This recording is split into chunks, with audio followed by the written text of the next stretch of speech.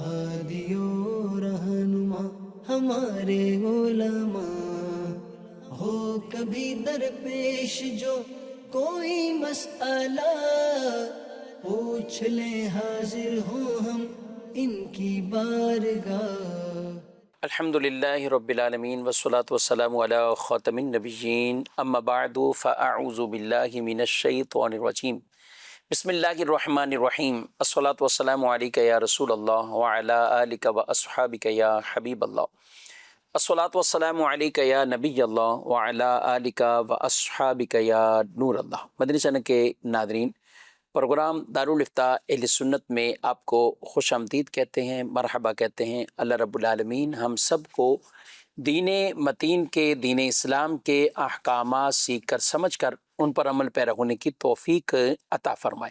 ہمارے پیارے رسول صلی اللہ علیہ وآلہ وسلم کا فرمان عظمت عالی شان ہے، ان اول الناس بی یوم القیامہ اکثرہم علیہ صلاۃ، قیامت کے دن میرے سب سے زیادہ قریب وہ ہوگا جو مجھ پر کثرت سے درود پڑھتا ہوگا۔ صلو علی الحبیب صلی اللہ تعالی علی محمد صلی اللہ علیہ وآلہ وسلم، صلاۃ و سلاما علیک یا رسول اللہ۔ ناظرین کرام، اس پروگرام میں آپ اول تاخیر ہمارے ساتھ شامل رہیں گے تو انشاءاللہ العزیز بہت سا علم دین سوال جواب کی صورت میں سیکھنے کو ملے گا۔ آج ہمارے ساتھ پروگرام میں شامل ہیں مفتی محمد کفیل رضا عطاری صاحب، ان کو بھی خوش آمدید کہتے ہیں۔ کیسے مزاج گرامی؟ الحمدللہ علی کل حال۔ ماشاءاللہ۔ پڑھتے ہیں ہم اپنے ناظرین کے سوالات کی طرف، دیکھتے ہیں کہ وہ کیا پوچھیں۔ میرا نام تنویر شہزاد ہے۔ تو مفتی صاحب، میرا سوال یہ ہے کہ جو مختلف ایپس آ رہی ہیں فیس بک پہ، سوشل میڈیا پہ، کہ جو آپ اتنے لگاؤ اور اتنے کماؤ، مطلب وہ کیا، وہ جوئے کی مد میں آتے ہیں۔ مثال کے طور پہ 10 روپے لگاؤ تو 100 روپے بھی آ سکتے ہیں، 500 روپے بھی آ سکتے ہیں، 1000 روپے بھی آ سکتے ہیں، ورنہ وہ 10 روپے یا 50 روپے جو آپ لگائیں گے وہ آپ کے ختم ہو جائیں گے۔ تو کیا یہ جوئے کی مد میں آتا ہے یا جائز ہے؟ جی، نئے طریقہ کار تو لوگوں کو ویسے بھی چاہیے، اور موبائل چکے ہیں تو اس کے ذریعے ہی ارننگ کرنا، اور ہمارے کئی ایسے بچے بلکہ بچیاں بھی سب بھی اس کے اندر ابتلا ایک طرح کا نظر آتا ہے۔ تو یہ ذریعہ آمدنی بنانا کیسا ہے؟ بسم اللہ الرحمن الرحیم۔ دیکھیں، شریعت مطہرہ نے کاروبار کی جہاں حدود و قیود بیان کی ہیں، وہیں جو چیزیں کاروبار نہیں ہیں ان کے اندر جوا ہے یا سود ہے، ان کی بھی واضح طور پر نشاندہی فرما دی ہے۔ ٹھیک۔ لوگ بسا اوقات جو وہ ان دو چیزوں کے اندر علم نہ ہونے کی وجہ سے فرق نہیں کر پاتے، اور وہ کئی دفعہ ایسا قدم اٹھاتے ہیں یہ سوچتے ہوئے کہ یہ تو کاروبار ہی ہے۔ جیسے یہی صورت ہے تو اس میں لوگوں کے ذہنوں میں دو کانسیپٹ ہوتے ہیں کہ یار اگر ہم اپنا پیسہ رکھ کر اس کے اوپر کوئی فکس پروفٹ لے رہے ہیں وہ تو سود ہے، اور اگر ہمارا پیسہ جو ہے وہ داؤ پہ لگا ہوا ہے کہ بھئی نقصان بھی ہو سکتا ہے اور پروفٹ بھی جو ہے وہ ہو سکتا ہے، تو علماء تو یہی بیان کرتے ہیں کہ بھئی نفع نقصان کی بنیاد پہ اگر آپ انویسٹ کر رہے ہیں تو وہ جائز ہے، تو لہٰذا یہاں بھی یہی ہو رہا ہے۔ لیکن ہم یہ دیکھتے ہیں کہ یہی چیز تو جوئے میں بھی ہوتی ہے، جوئے میں بھی انویسٹ کیا جاتا ہے، اور وہاں بھی جو ہے وہ نفع نقصان دونوں کی صورت جو ہے وہ موجود ہوتی ہے۔ نفع زیادہ ہو جاتا ہے، نقصان کے اندر آپ اپنا پورا مال بھی ڈبو بیٹھتے ہیں، یا کچھ مال آپ کا ضائع ہو جاتا ہے، ڈوب جاتا ہے۔ تو پھر جوئے کے اندر اور ایک انویسٹمنٹ جو پارٹنرشپ کا جو ایک طریقہ کار ہے اس میں فرق کیا ہے؟ جبکہ بظاہر نظر یہ آ رہا ہے کہ دونوں کے اندر ہی نفع بھی ہے اور نقصان بھی ہے، اور صحیح۔ نقصان بھی کیپٹل کا یعنی سرمایہ کا نقصان ہے۔ تو فرق یہ ہے کہ انویسٹمنٹ کے اندر آپ کسی بھی شخص کے ساتھ جب شریک ہوتے ہیں کسی کاروبار کے اندر، تو وہ آپ کے پیسوں سے آگے کاروبار کرتا ہے، اور وہ کاروبار کیا کرتا ہے کہ کوئی مال وہ خریدتا ہے اور اس مال کو وہ آگے پھر بیچتا ہے، اس سے پھر نفع کماتا ہے۔ اس سے پھر جو نفع ہوتا ہے وہ نفع آپ کو دیتا ہے۔ اچھا، اس نے مال جو ہے وہ خریدا، اور مال خریدنے کے بعد خدا نخواستہ وہ مال خراب نکلا، یا وہ مال ڈوب گیا، یا وہ مال جل گیا، تو اس صورت کے اندر آپ کا اپنا سرمایہ بھی جو ہے وہ ڈوب جاتا ہے۔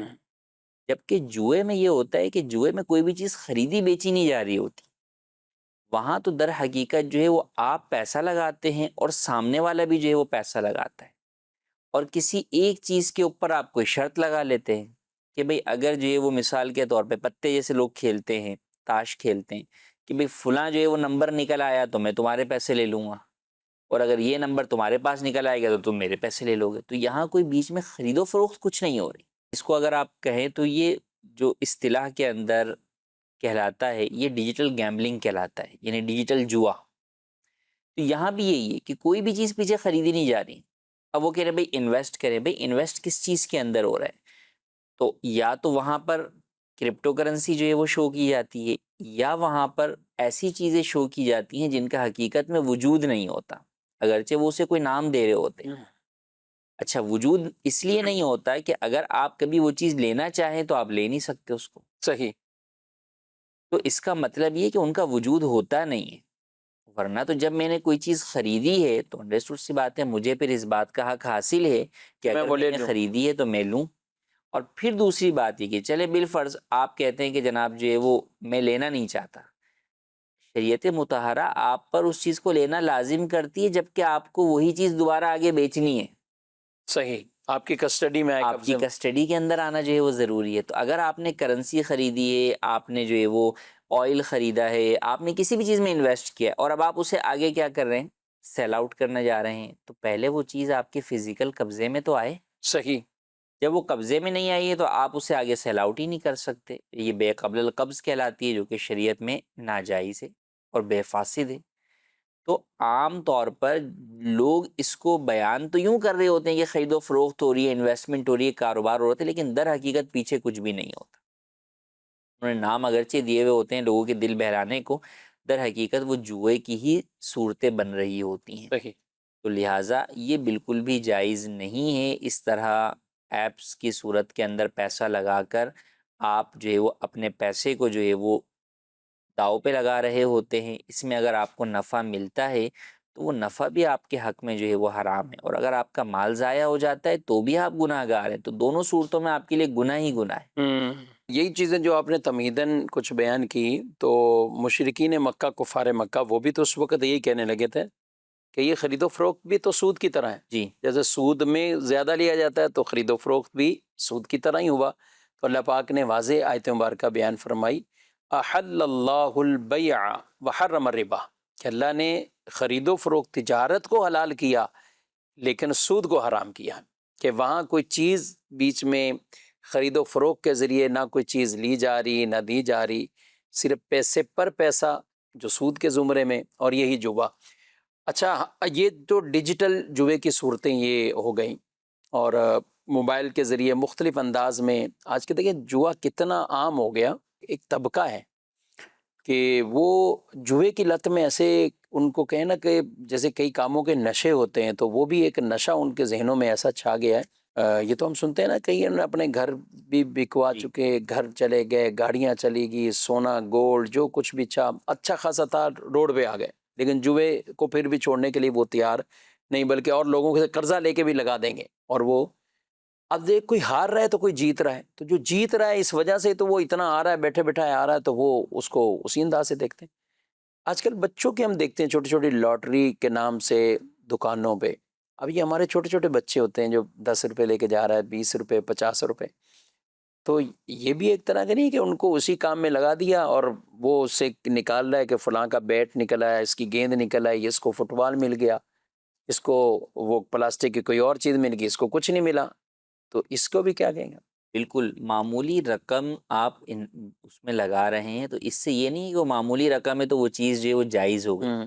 1 روپے کے ذریعے بھی جو ہے وہ جوا کھیلا جا سکتا ہے اور کھیلا جاتا ہے. آپ دیکھیں گے کہ کئی جو ہے وہ اپلیکیشنز ایسی ہیں جو مختلف اسکیمیں نکالتی ہیں کہ بھئی 1 روپے آپ جو ہے وہ ڈالیں، یعنی چارج ہوں گے، آپ کے موبائل کے بیلنس سے بھی چارج ہو سکتے ہیں، اور اس کے بدلے میں آپ سبسکرائب کریں اور 1 روپے اپنے اس نمبر پہ کٹوائیں تو ہم قرآن اندازی کریں گے اور جو ہے وہ موبائل دیں گے یا آئی فون دیں گے یا اور کوئی چیز جو ہے وہ دیں گے. تو یہ بھی جوا ہی ہے کہ بہرحال انہوں نے تو اس کے پیسے پورے کر لیے ایک آئی فون کے، بلکہ اس سے کہیں زیادہ جو ہے وہ پورے کر لیے. اب باقیہ افراد میں سے کسی ایک کو وہ چیز ملے گی تو اس نے 1 روپے لگا کے ہو سکتا ہے لاکھ روپے اوپر حاصل کر لی،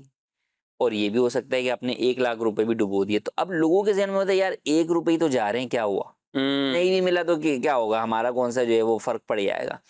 آپ کے مالی اعتبار سے ہو سکتا ہے آپ پر کوئی فرق نہ پڑے، لیکن بہرحال گناہ کے اعتبار سے گناہ کے ضرور فرق پڑے گا کہ صحیح. آپ نے یہ جوا ہی کھیلا ہے. اور اس طرح کی کئی چیزیں ہیں، جیسے آپ نے کہا یہ بچوں والی چیزیں اب تو بہت یعنی پرانی چیزیں ہو گئیں، یہ ہمارے زمانے میں شاید تھیں بچپن کے اندر کہ ابھی وہ بھی چھوٹا لاٹری کی ہیں، لیکن اب جو جدید طریقے آئے ہیں، جیسے مجھے یاد ہے کہ جو بچوں کا وہ ہوتا ہے پلے ایریا ہوتا ہے، وہاں پر اس طرح کی جو ہے وہ گیمز ہوتے ہیں کہ آپ ایک ہاتھ جو ہے وہ لے کر جائیں اور ٹوکن آپ نے ڈال دیا، ٹوکن ڈالنے کے بعد وہ ایک اس سمجھے کہ آنکڑا ہوتا ہے، اس کے ذریعے سے اس پورے باکس کے اندر نا بہت سارے کیا ہوتے ہیں کھلونے ہوتے ہیں، آپ جتنے چاہے کھلونے پکڑ کے لے آئیں گے آپ تو وہ آپ کے، اور اگر وہ آنکڑے سے چھوٹ گئے تو ہو سکتا ہے کہ آپ کو ایک بھی چیز اس میں سے نہ ملے، ایک بھی کھلونا نہ ملے. اسی طرح بسا اوقات اس میں چپس کے پیکٹ ہوتے ہیں، مختلف چیزیں ہوتی ہیں، تو یوں بھی کھیل ہوتے ہیں. تو یوں بھی. تو اب وہ آپ نے وہ جو ٹکٹ لیا اس کا ایک وہ چانس پانے کے لیے، وہ مثلا 100 روپے کا آپ نے ٹکٹ لیا، اب اس کے بدلے میں ہو سکتا ہے کہ آپ کھلونا جو ہے وہ 500 والا وہاں اس میں پکڑ لیں،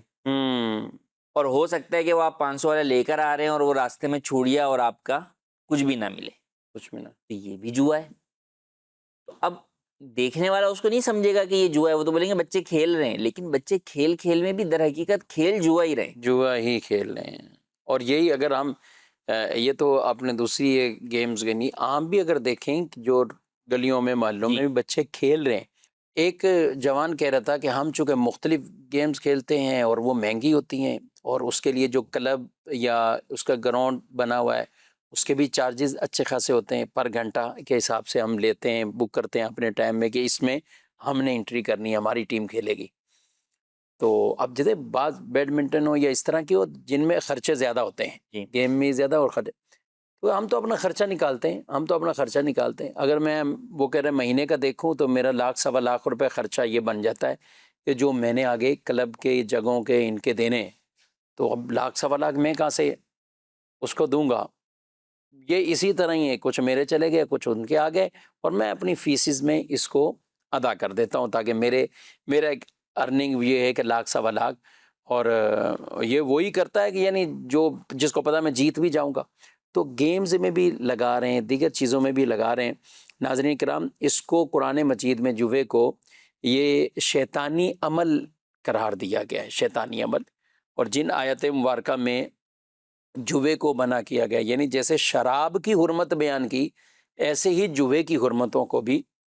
اللہ رب العالمین نے بیان کیا. نبی پاک صلی اللہ علیہ وسلم نے اس کی سختی سے مذمت فرمائی ہے. تو ہمیں بھی بچنا ہے، اپنے بچوں کو بھی. اور اس سے دیکھیں یہ نہ خوش ہو جائے بچہ جیت کے لے کے آ گیا اور بچے نے یہ چیز لے کر آ گئی، میں نے تو 20 دیے تھے، بچہ بیٹ لے کر آ گیا جو مجھے 300 کا ملنا تھا. نہیں، آج آپ اس کو شابش دے رہے ہیں تو کل کو آپ کا بچہ کچھ اور بڑے کاموں میں پڑ جائے گا، اور خدا نخواستہ پڑ جائے تو پھر اس میں آپ کس پوزیشن میں. تو اس لیے ضرور ان چیزوں کا خیال رکھنا چاہیے. اچھا، یہ کفیل صاحب ہم نے یہ تو بات کر لی گیمز کی، یہ وہ ایک اچانک بات ذہن میں آ گئی، بعض اوقات نیکی کے نام پر بھی آدمی اس چیز میں پڑ رہا ہوتا ہے. میں آپ کی بات سے یہی جو ہے وہ سوچ رہا تھا آپ کی بات پر کہ بعض لوگوں کے ذہنوں میں یہ ہوتا ہے کہ یار حرام پیسہ حرام میں ہی لگا رہے ہیں ہم، ہمارا اپنا تو کچھ نہیں جا رہا نا. جی ہاں، جو گیمز والا کیا جو ادھر سے کھیلا اور ادھر جو فیسز دینی ہے وہ دے دی، تو لہٰذا میں نے اپنے اوپر کوئی بھی جو ہے وہ استعمال نہیں کیا، حرام کو حرام میں ہی لگا دیا. تو ایک یہ لوگوں کی غلط فہمی ہوتی ہے. دوسری یہ ہوتی ہے کہ یار وہ حرام میں ہمیں جو حاصل ہوگا نا اس سے ہم اپنے آپ پہ نہیں لگائیں گے، کسی غریب کی مدد کر دیں گے یا مسجد میں دے دیں گے یا مدرسے میں دے دیں گے. یہ بعض لوگوں کے ذہن میں ہوتا ہے. تو یاد رکھیں کہ یہ دونوں چیزیں ہی جو ہے وہ سراسر غلط اور باطل ہیں. بات یہ کہ ایک ہے آپ کا اپنا جو ہے وہ گناہ کرنا، اللہ پاک کی نافرمانی کرنا. تو اللہ پاک کی نافرمانی بہرحال جو ہے وہ ہر صورت کے اندر وہ نافرمانی اور گناہ ہے اور موجب عذاب ہے. تو لہٰذا کسی بھی نیت سے آپ کا وہ کرنا جائز نہیں ہے. اب اچھا یہاں پر تو ایک ہے کہ آپ کسی حرام چیز میں پیسہ اپنا بھی لگا رہے ہیں تو الگ گناہ ہے. اب یہاں پہ آپ حرام کما رہے ہیں اور حرام میں ہی لگا رہے ہیں تو ڈبل گناہ ہوا. کیونکہ اور یہ حرام لگانا کمانے کا بھی اپنے اوپر گناہ ہی ہوا اور استعمال ہی کرنا ہے، اور وہ یہ اپنے لگانا اوپر ہی لگانا ہوا. فیس دینا تو اپنے اوپر ہی استعمال کیا نا. اور بالفرض اگر آپ اپنے اوپر نہیں بھی لگا رہے، آپ بولے بھائی میں صرف حرام کما رہا ہوں اور کسی اور شخص کی کوئی حرام، جیسے کئی دفعہ لوگوں کے ذہن میں یہ ہوتا ہے کہ یار یہ حرام کما رہے ہیں ہم، اب یہاں پہ یہ کام ہمیں اپنا کروانا ہے، ہم تو اپنی جگہ ٹھیک ہیں، لیکن سامنے والا رشوت مانگ رہا ہے تو یہ حرام پیسہ ہم یہاں سے کما کے نا اس کو رشوت میں دے دیں گے، کہ حرام حرام میں چلا گیا. حرام میں جو وہ چلے گیا، تو یہ بھی جائز نہیں ہے، کیونکہ آپ کے لیے تو بہرحال حرام کمانا حلال کسی بھی صورت میں نہیں ہو سکتا نا، تو اس اعتبار سے بھی جائز نہیں. دوسرا ہے کہ غریبوں کی مدد کرنا، تو یاد رکھیں کہ غریب کی مدد کرنا، مسجد میں دینا، مدرسے میں دینا، یہ سب چیزیں صدقے ہیں، ثواب. اور صدقہ جو ہے وہ اللہ پاک کی بارگاہ میں جو ہے وہ پیش کیا جاتا ہے، اور اللہ پاک تو پاک ہے، وہ پاک چیز کو ہی قبول فرماتا ہے، تو وہ ناپاک چیز کو، حرام چیز کو قبول ہی نہیں کرتا، تو لہٰذا وہ صدقہ نہیں ہے. وہ آپ اپنے تئیں یہ سمجھ رہے ہیں کہ میں غریب کی مدد کر رہا ہوں، در حقیقت وہ مدد نہیں ہے، وہ الٹا آپ اپنے لیے جو ہے وہ گناہ کا جو ہے وہ انبار جو ہے وہ جمع کر رہے ہیں. تو غریب کی مدد کرنے کے لیے بھی گناہ کرنے کی ہرگز اجازت نہیں ہے، ورنہ تو ڈاکو بھی یہی بولے گا کہ جناب جو ہے وہ میں ڈاکہ ڈال دیتا ہوں اور جو ہے وہ ڈاکہ ڈال کے جو پیسے حاصل ہوتے ہیں اس سے غریبوں کی مدد کر دیتا ہوں. تو اور کیا کئی لوگ کرتے ہیں، یعنی انہوں نے اپنا ایک وہ رکھا ہوتا ہے ذہن میں کہ یہ پیسہ ہمیں بلیک پیسہ آ گیا ہے اور یہ آیا جیسے بھی ہے، اب اس میں سے کچھ نہ کچھ ہم 10%، جی. اب 20%، یہ 5% ہم اس کا خرچ کر دیں گے، مختلف جگہوں سے اتنوں لوگوں کی مجھے دعائیں مل جائیں گی. یعنی غریبوں کی مدد کریں گے تو ظاہر ہے وہ یہی ہوتا ہے کہ یہ دعائیں مل جائیں گی، اور شاید وہ سمجھتے ہیں کہ ازالہ ہو چکا ہے. تو زکوٰۃ تو حلال پیسے پہ اس کا 2.5% جاتا ہے، تو وہ حلال پیسے کو پاک صاف کرتا ہے. تو جو ٹوٹلی حرام ہے وہ حرام ہی رہے گا، اس کا 10% جانے سے وہ پیچھے والا صاف ستھرا نہیں ہوگا. ان چیزوں کا بہرحال ہمیں خیال رکھنا چاہیے. ٹاپک بڑا ایک وسیع ہے، اور میں تو کہ اسی پر اگر ہم گفتگو کرتے رہے تو کئی ایسی معاشرے میں اور بھی جہتیں ہیں کہ جو چیزیں یہ سامنے آتی ہیں. میں نے جیسے نیکی کی بات کی کفیل صاحب، اس میں ایک چیز دیکھیں، عمرے کمیٹی کے نام سے، عمرے کے نام سے لوگ کہتے ہیں چلو میرے تو 200 جا رہے ہیں نا، میرے تو کوئی زیادہ نہیں جا رہے، میرا 300 جا رہا ہے، میرا 500 جا رہا ہے. آپ کو یاد ہوگا پہلے 500 کے کارڈ بھی جی. چاہتے تھے کہ 500 عمرہ کمیٹی کے نام پہ لے لیں بھائی، رجسٹریشن کرا لیں، 500 دے دیں. شاید ہزاروں لوگوں نے، بلکہ اس سے بھی زیادہ لوگوں نے 500 مدینے کی محبت میں لے لیے اور رکھ لیے کہ ہو سکتا نام نکلا ہے چلے جائیں گے، نہیں نکلا تو. اب وہ کیا ہوتا ہے، ایسے لوگ جب بھی کبھی کوئی دھوکہ دینے کی کوشش یا کوئی ایسے آتے ہیں، اول بھلے ہم کہیں کہ ان کی نیت دھوکے کی نہ ہو، لیکن اتنا سرمایہ اکٹھا ہوا، اس کے بعد کون قرآن اندازی کرے، کون جائے، کون بھیجے، کون لائے، ختم. تو یہ بھی کئی جگہوں پر شروع اب بھی ہے، ایسا نہیں کہ اچھا لوگوں نے 500 کی، 300 کی، 1000 کی، 1500 کی. ایک وہ ہوتی جو نارمل کمیٹی، ہم اس کی بات نہیں کر رہی، عمرہ کمیٹی کے نام سے کوئی نارمل کمیٹیاں ڈالتے ہیں، بیسیاں ڈالتے ہیں، جس کی کھلے اور وہ کمیٹی پہ جائے، کسی کے کوئی پیسے ضائع نہیں ہوں گے، سب کو پورے برابر پیسے ملیں گے، اور پھر جو عمرہ کرنے جائے گا پہلے جس کی کمیٹی نکلے گی وہ بھی بعد میں اپنی وہ پوری قسطیں ادا کریں گے. یہ تو ہی نارمل کمیٹی، جیسے عام گلی محلوں میں اور سب لوگ ویسیاں ڈالتے ہیں. لیکن ہم اس کی بات کر رہے ہیں کہ جو نکلی اور وہ گیا، اس کے بعد والی سب کچھ ختم، نئے بندے ایڈ ہوتے جائیں گے، نئے بندے اتنے ایڈ ہوتے جائیں گے. اب یہ کیا اس کی بنیاد نیکی رکھ دیا، لیکن کیا کہیں گے آپ؟ اس طرح کی کہ اور مختلف جو ہے وہ چیزوں کے اندر لوگ یہ عمرہ کمیٹی اور اس طرح کی اور کوئی بھی دینی نام کے اوپر کوئی ایسی چیز رکھ دیتے ہیں، اور اس سے وہ یہ سمجھ رہے ہوتے ہیں کہ بھئی اس سے جو ہے وہ ثواب جو ہے وہ ملے گا، یا ہم لوگوں کی نیک کام کے اندر جو ہے وہ مدد کر رہے ہیں. تو یاد رکھیں، اگر آپ نیکی کا بھی کام کرنا چاہتے ہیں تو اس کو شریعت مطہرہ کے بتائے ہوئے طریقہ کار کے مطابق ہی کریں گے تو ثواب ملے گا، کیونکہ نیکی ہے ہی وہ جس کو شریعت نے نیکی قرار دیا ہے. میرے اور آپ کے کسی چیز کو نیک کام سمجھ لینے سے وہ چیز نیکی نہیں بن جائے گی. صحیح، بالکل صحیح. تو لہٰذا جو چیز شریعت کے اندر جو ہے وہ نیکی ہے اسی کو جو ہے وہ نیکی سمجھا جائے گا، اور اس کو شریعت کے بتائے ہوئے طریقہ کار کے مطابق ہی کیا جائے گا. تو یہاں ان تمام ناظرین اور بھولے بھالے خاص طور پر جو ہے وہ اسلامی بھائیوں اور اسلامی بہنوں سے میں خاص طور پہ درخواست کروں گا کہ اس طرح کی جو نئی اسکیمیں نکل رہی ہوتی ہیں، کہیں پلاٹ کی نکل رہی ہوتی ہے کہ بھئی آپ کا گھر اپنا ہو جائے گا، اس کی کوئی کمیٹی جو ہے وہ بن جاتی ہے، اور مختلف. تو اولاً تو یہ کہ ایسی چیزیں مالی اعتبار سے بھی نقصان ہی دیتی ہیں، آخر میں فراڈ ہی ہوتا ہے. یہ ایک پرانا تجربہ جو ہے وہ سامنے ہے، ایک اس کی ہسٹری جو ہے وہ سامنے ہے. اور بالفرض کوئی بہت ہی جناب جو ہے وہ اچھا ہے اور وہ بالکل صحیح چیز آپ کو دے رہا ہے، تو بھی اس میں کئی چیز جو آپ کے پاس آتی ہے وہ حرام ہوتی ہے، آپ گناہگار ہو رہے ہوتے ہیں، کئی صورتوں میں آپ کے عمرے کا وہ سفر کے اندر جو پیسہ لگ رہا ہوتا ہے وہ حرام کا لگ رہا ہوتا ہے۔ تو مال حرام تو انسان جب کھائے اور اللہ سے دعا کرے تو اس کی دعا قبول نہیں ہوتی، تو آپ سوچیں کہ آپ مال حرام سے ہی جو ہے وہ عمرہ کرنے چلے جائیں تو کیوں کر آپ کا عمرہ جو ہے وہ قبول ہوگا؟ تو لہٰذا ایسی باتوں میں ہرگز نہ آئے، کوئی بھی اس طرح کی چیز ہو تو پہلے آ کر دارالافتاء اہل سنت سے آپ رہنمائی لیں، پھر ہی اس کے بعد ہی آپ اس چیز کے اندر کوئی انویسٹ کریں۔ آپ اس حوالے سے دارالفتاء اہل سنت کا یہ نمبر اپنے پاس رکھیے اور اس پر آپ رابطہ کر سکتے ہیں۔ دن میں ان اوقات کار میں 10 بجے سے لے کر 4 بجے تک، اس دوران انشاءاللہ آپ کی جو بھی اس حوالے سے شرعی رہنمائی ہے وہ ضرور آپ کو کر دی جائے گی۔ جی مزید بڑھتے ہیں سوالات کی طرف۔ عورت کو طلاق دینا کن صورتوں میں جائز ہے، ارشاد فرما دیجیے۔ جی دے ہی کیوں رہے ہیں، کر ہی کیوں ایسے کام رہے ہیں، لیکن بہرحال سوال یہ بھی اہم ہے کہ کبھی ایسی صورت پیش بھی آ جاتی ہے تو اس صورت میں بہت اچھی بات ہے کہ پہلے ہم علماء کرام سے اس حوالے سے مشورہ کر لیں۔ کیا فرماتے ہیں؟ دیکھیں، طلاق جو ہے وہ جائز چیزوں میں ناپسندیدہ چیز ہے۔ ٹھیک۔ ابغض الحلال الی اللہ الطلاق، کہا گیا کہ حلال چیزوں کے اندر جو چیز ناپسند ہے اللہ پاک کو وہ طلاق ہے۔ صحیح۔ تو اس سے یہ بات تو پتہ چلی کہ بھئی طلاق کی جائز صورتیں موجود ہیں بہرحال۔ جی عام طور پر تو اس چیز سے اوائڈ ہی کرنا چاہیے، اور اللہ پاک نے قرآن کریم میں بھی اس کے مختلف جو ہے وہ اسٹیپس بیان کی۔ صحیح۔ کوئی شخص جو ہے وہ اس چیز کی طرف بڑھنا چاہے تو پہلے کیا کریں؟ پہلے میاں بیوی آپس میں معاملات کو جو ہے وہ سلجھانے کی کوشش کریں، کچھ دن جو ہے وہ بستر الگ کر لیں تاکہ بعد والی جدائی کا ابھی سے اندازہ ہو جائے، اور اس جدائی کو سامنے رکھتے ہوئے اپنے معاملات بہتر کرنے کی طرف آئیں۔ یہ بھی نہ ہو تو پھر ایسی صورت میں یہ کہ بھئی دونوں طرف سے کسی کو حکم بنائے کہ وہ ان دونوں کے مسائل سن کر ان کے درمیان صلح کروا دیں، اور وہ صلح کروانے والے اگر اچھے ہوں گے تو انشاءاللہ صلح بھی جو ہے وہ ہو جائے گی، کہ ان کی نیت اچھی ہو، وہ ان کا گھر توڑنا نہ چاہتے ہوں بلکہ واقعی وہ گھر بسانا چاہتے ہوں، جس کی غلطی ہو اس کے اوپر اس کی اصلاح کریں، ایک دوسرے کو آپس میں سمجھنے سمجھانے کمپرومائز کرنے کی جو ہے وہ دعوت دیں، دعوت غور و فکر دیں، طلاق کے بعد آنے والے نتائج سے جو ہے وہ ان کو آگاہ کریں۔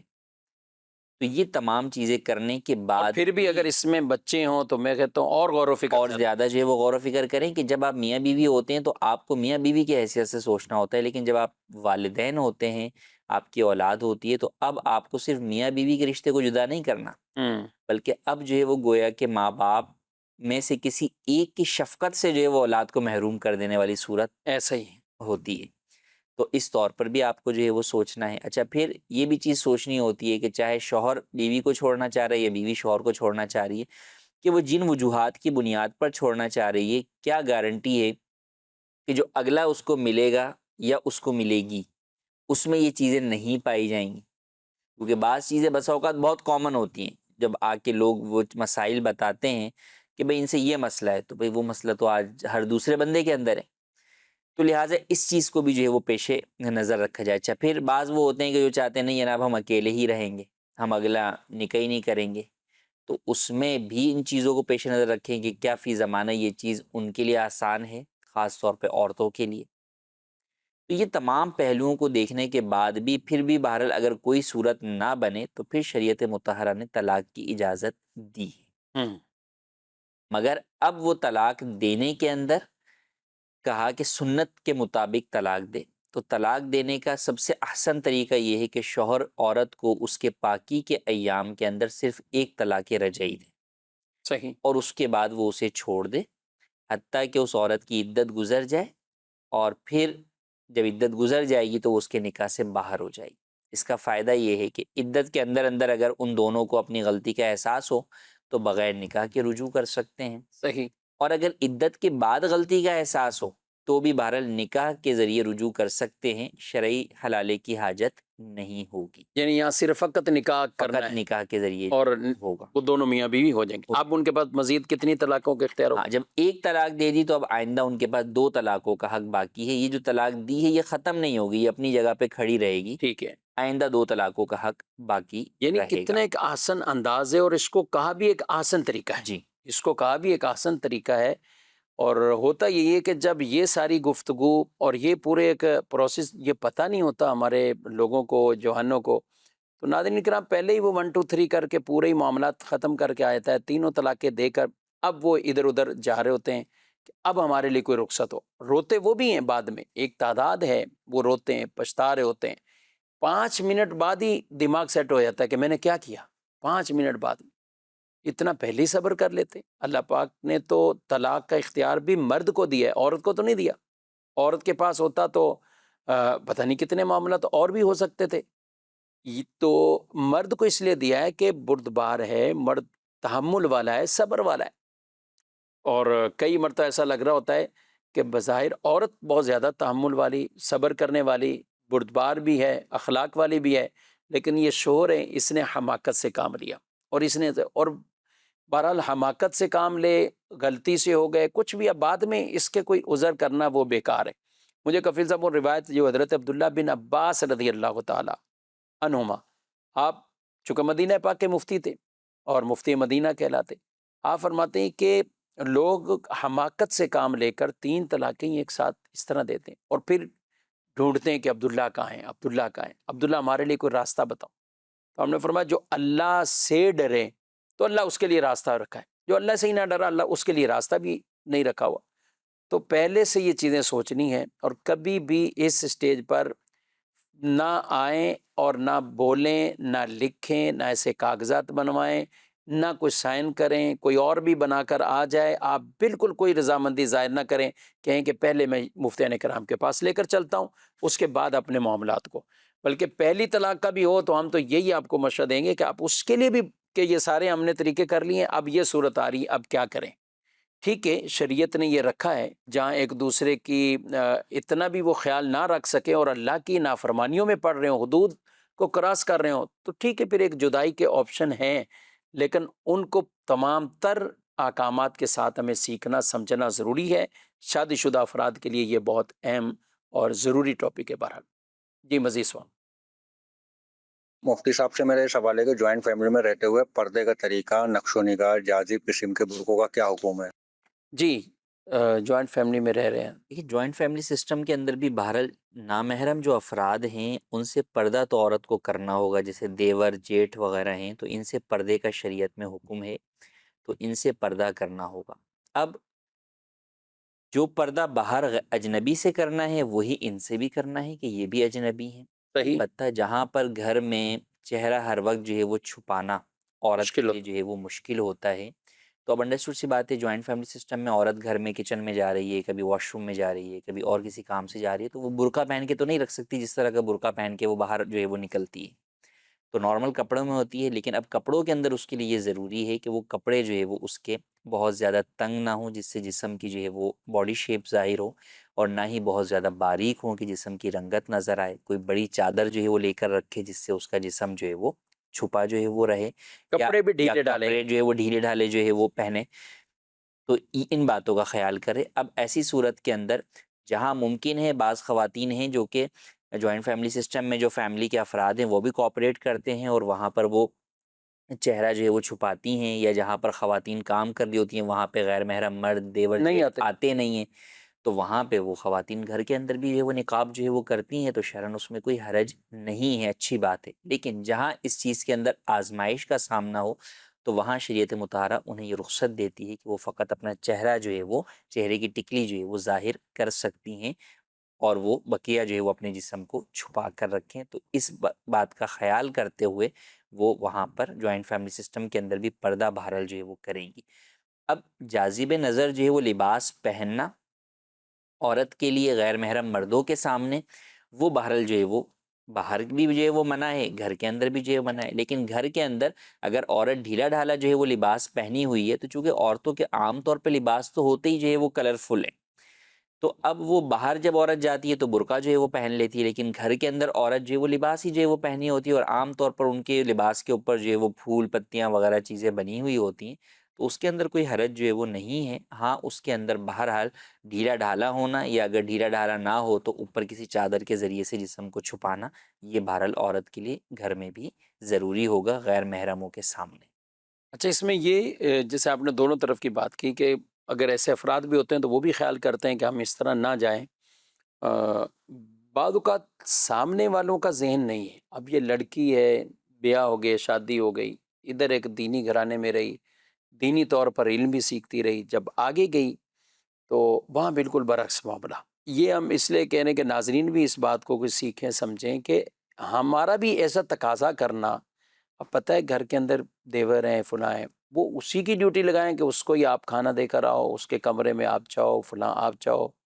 چیزیں بھی سمیٹنی ہے تو ان کی موجودگی میں سب کچھ کرنا ہے، تو اس چیز کا ان کو بھی لحاظ کرنا چاہیے۔ بالکل لحاظ جو ہے وہ کرنا چاہیے، لیکن دینداری تو بہرحال جو ہے وہ دیکھ کر ہی جو ہے وہ رشتے کا ہم کہتے ہیں۔ جی ہاں، تو جب آپ عورت سے دینداری آپ کو مقصود ہے کہ یار دیندار عورت سے جو ہے وہ نکاح کرنا، آپ نے اپنے بیٹے کا نکاح کر کے لے کر آئے ہیں، تو اب اس کو دین پر رہنے بھی تو دیں۔ یہ کیا کہ آپ دیکھ کر تو لڑکی دیندار لے آئے، اب آپ اپنے گھر کے اندر اس کو دیندار رہنے نہیں دے رہے، وہ شریعت کے حکم پر جہاں عمل کرنا چاہ رہی ہے وہاں آپ جو ہے وہ اپنی نئی نئی چیزیں جو ہے وہ لے کر آ رہے ہیں، تو بالکل بھی جو ہے وہ درست نہیں ہے۔ بلکہ جو اچھے مہذب گھرانے ہیں وہاں پر بہرحال جو عورت پردہ نہ بھی کرتی ہو، وہاں بھی ایسا نہیں کہ جناب جو ہے وہ خواہ خواہی میں جو ہے وہ دیور کے پیچھے جو ہے وہ لگا دیا جائے کہ بھئی تم اس کو یہ کام کر کے دو یا اس کی چیزیں جو ہے وہ کرو۔ تو عام طور پر جو اچھی فیملیز ہیں، جو ہے وہ حیا اور شرم و حیا کے معاملات کو سمجھتے ہیں، تو وہ ایسی چیزوں کے اندر اپنی بہوؤں کو جو ہے وہ اپنے نوجوان بیٹوں کے ساتھ جو ہے وہ نہیں جو ہے وہ ان کے کاموں میں جو ہے وہ لگاتی ہیں۔ یہی ہوتا ہے کہ ان کے کام یا تو جو ہے وہ ان کی بہنیں کرتی ہیں، یا جو ہے وہ ماں جو ہے وہ کرتی ہے، یعنی ساس کرتی ہے۔ تو بہرحال اس بات کا خیال کرنا چاہیے، اور اگر کہیں خیال نہ ہو تو بہرحال شوہر کے ذمے یہ لازم ہے کہ وہ اپنی بیوی کی حفاظت کرے، یہ اس کے اوپر شرعاً اخلاقاً ہر اعتبار سے لازم ہے۔ تو اس کو اس معاملے میں اگر اس کے فیملی کے ممبران جو ہے وہ ان چیزوں کو نہیں سمجھ رہے تو اس کو اسٹینڈ لے کر انہیں بھی اس معاملے میں سمجھانا چاہیے، اور اس چیز کے اندر ان کو بھی اپنی بیوی کا خیال رکھنا چاہیے شوہر کو۔ جی میرا نام محمد الیاس۔ میرا سوال مفتی صاحب سے یہ ہے کہ عقیقہ کتنے دنوں میں کر سکتے ہیں اور اس کی کوئی مدت ہوتی ہے؟ برائے کرم جواب ارشاد فرما دیں۔ جی، عقیقہ عقیقہ جو ہے وہ 7ویں دن کرنا سنت مستحبہ ہے، تو 7ویں دن جو ہے وہ عقیقہ کیا جائے۔ اگر کوئی 7ویں دن نہ کر سکے تو بعد میں بھی کر سکتے ہیں۔ بہتر یہ ہے کہ 7، اس کے بعد 14، پھر 21، یعنی ہر 7ویں دن جو ہے وہ صحیح۔ آپ ایڈ کرتے جائیں تو اس کو کریں۔ لیکن اگر کوئی اس سے آگے پیچھے بھی کرتا ہے، 10ویں دن کر لیتا ہے، 12ویں دن کر لیتا ہے، تو بھی جائز ہے، اس میں کوئی حرج نہیں۔ زندگی میں کبھی بھی کر لیں۔ جی، زندگی میں کبھی بھی جو ہے وہ کیا جا سکتا ہے، جب تک جس کا عقیقہ کر رہے ہیں وہ زندہ ہے۔ ٹھیک، انتقال کے بعد پھر عقیقہ نہیں ہوگا، کیونکہ عقیقہ جو ہے وہ شکرانے نعمت ہے، تو وہ نعمت کی موجودگی کے اندر ہی جو ہے وہ عقیقہ ہو ایک سکتا ہے۔ زندگی کا اس کا اپنا جو عقیقہ ہے، یعنی اپنی زندگی کا ایک جی شکران نعمت، یعنی جب پیدا ہوا تو والدین وہ ادا کرتے ہیں، اب اگر خود بھی بڑا ہو چکا ہے خود جی، اپنا خود کر، بھی جو ہے وہ کر سکتا ہے، اس میں کوئی حرج نہیں۔ اپنی بیوی کا بھی گھر میں بیوی بڑے شوہر کا بھی جو ہے، شوہر جو ہے وہ بیوی کا بھی کر سکتا ہے، بڑی عمر میں بھی آگے، بڑی عمر میں۔ بلکہ روایات میں بھی کہ نبی کریم صلی اللہ علیہ وسلم نے اپنا عقیقہ خود اعلان نبوت کے بعد فرمایا، یعنی اس زمانے میں جو آپ کے دادا تھے، جب آپ کی ولادت مبارکہ ہوئی تو اس وقت آپ صلی اللہ علیہ وسلم کے والد گرامی حضرت عبداللہ رضی اللہ تعالیٰ عنہ پہلے سے ہی پردہ فرما گئے تھے، وصال فرما گئے تھے، تو دادا جان حضرت عبد المطلب رضی اللہ تعالیٰ عنہ ان کی آپ پرورش میں آئے تھے، اور شروع کے سال آپ ان کے پاس ہی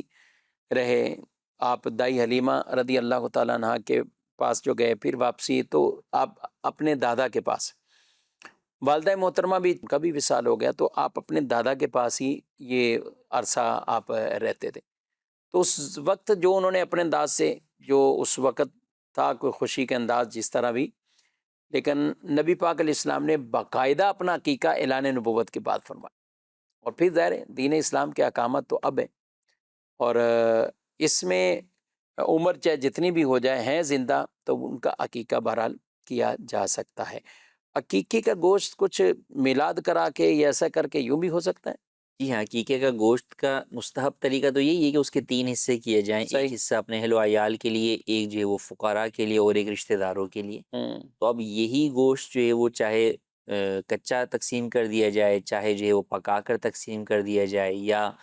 اسی گوشت کا سالن یا کوئی بھی کھانا بنا کر جو ہے وہ آپ میلاد میں تقسیم کر دیں، یا اس کھانے پر میلاد کی یا کوئی اور فاتحہ 11ویں شریف کی دلا دیں، تو یہ بھی جائز ہے، اس میں کوئی حرج نہیں۔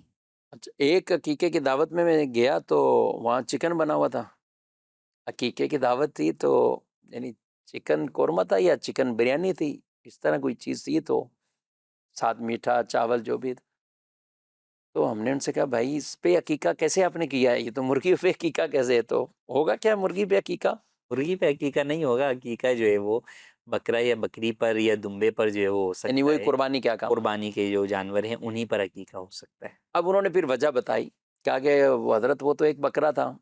عقیقے کے طور پہ جو کرنا ہے تو اس میں جو گوشت نکلا ہے وہ 12 کلو نکلا تھا، 10 کلو نکلا ہوگا، 13 کلو نکلا ہوگا، ظاہر ہے اتنے افراد تھے جن کی دعوت، تو وہ ہم نے رکھ لیا ہے، اور یہ یہاں پہ یہ بریانی جو ہم نے کی ہے وہ ہم نے چکن بریانی کر دی یا قورمہ چکن وہ کر دیا، لیکن ہونا بہرحال عقیقے کی دعوتوں میں بکرے بکری یا آپ بڑے جانور میں رہتے ہیں۔ اچھا، بڑے جانور میں ظاہر ہے اس میں تو کچھ ایک دو حصے تو نہیں ہو سکتے کہ آپ ایک دو حصے آپ لے لیں بقیہ قصاب لے لیں، ایسا تو نہیں ہوگا؟ ایسا نہیں ہو سکتا، قربانی یا عقیقے کے اندر یہ ضروری ہے کہ پورا جانور جو ہے وہ تقرب اللہ کے لیے، یعنی اس کے اندر صدقہ، عقیقہ یا قربانی کی ہی نیت ہو سکتی ہے، اس میں کوئی ذاتی جو ہے وہ نیت اپنے مالی فائدے کی نہیں ہو سکتی۔ تو لہٰذا بڑے جانور کے اندر آپ کو 7 حصے ہی جو ہے وہ قربانی یا عقیقے یا صدقے کے ہی کرنے ہوں گے۔ یہ نہیں ہو سکتا کہ آپ قصاب کو بولیں کہ بھئی یہ جانور جو تمہارے پاس کھڑا ہوا ہے اس میں سے 2 حصے مجھے عقیقے کے دے دو اور بقیہ تم گوشت بیچ دینا، یہ جائز نہیں۔ عقیقے کا جانور پورا ہی لے کر کہیں ایسے جو ادارے ہوتے ہیں بعض، تو وہاں دے کے یہ بھی عقیقہ ادا ہو سکتا ہے؟ عقیقہ اصل تو ادا ذبح کے ذریعے سے ہوتا ہے، ویسے کسی فقیر کو آپ نے پالنے کے لیے جو ہے وہ کوئی جانور اس کی ملکیت کر دیا تو اس سے عقیقہ ادا نہیں ہوگا۔ ہاں، ذبح ہو گیا، ذبح کرنے کے بعد وہ چاہے آپ اپنے گھر پہ ذبح کریں، چاہے مدرسے کے اندر یا دارالعلوم کے اندر جو ہے وہ ذبح ہو اور اس کا گوشت جو ہے وہ طلباء کھا لیں یا مستحق افراد کھا لیں تو اس میں کوئی حرج نہیں۔ ٹھیک، یعنی کسی کو بھی کھلا سکتے ہیں، اس میں کوئی خاص پابندی نہیں ہوتی کہ اس کے حقدار کون ہیں؟ نہیں، بہتر 3 حصے کرنا ہے، لیکن آپ سارا بھی جو ہے وہ گھر بھی رکھ سکتے ہیں، سارا آپ تقسیم بھی کر سکتے ہیں، سارا رشتہ داروں کو بھی کھلا سکتے ہیں اور سارا جو ہے وہ فقراء میں بھی دے سکتے ہیں۔ دعوت اسلامی کے ذریعے بھی آپ اگر اس طرح عقیقہ کروانا چاہیں تو بالکل یہاں بھی طریقہ کار موجود ہے، اور یا آپ ویسے ہی آپ نے جانور لیا ہوا ہے اور آپ چاہتے ہیں کہ یہ دعوت اسلامی کے ہی مدارس میں استعمال ہو جائے، تو اگر آپ چاہتے ہیں تو مدارس کے اعتبار سے یا دیگر کئی ایسے مقامات میں اجتماعات کی صورت میں یہ آپ کا جو گوشت ہوگا تو اس میں وہ استعمال کیا جائے گا۔ یہ ناظرین اکرام، آپ نے پروگرام ملاحظہ کیا ہے، ہم آپ سے اجازت چاہتے ہیں، انشاءاللہ آئندہ پروگرام میں پھر اسی طرح بہت سے ایسے مختلف سوالات ہوں گے، اور یہ ایک دورانیہ تو قلیل ہے، تھوڑا ہے، مگر الحمدللہ اس پروگرام کی اپنی ایک نوعیت اور خوبصورتی ہے کہ ہر 5-10 منٹ بعد ایک موضوع چینج ہو کر نیا مواد بھی مل رہا ہوتا ہے، علم دین سیکھنے کو بھی مل رہا ہوتا ہے۔ اللہ رب العالمین ہم سب کو دین اسلام کے احکامات پر کما حق ہو عمل کرنے کی توفیق عطا فرمائے، آمین بجاہ النبی الامین صلی اللہ علیہ وسلم۔ ہادی و رہنما ہمارے علماء، ہو کبھی درپیش جو کوئی مسئلہ، پوچھ لیں حاضر ہوں ہم ان کی بارگاہ۔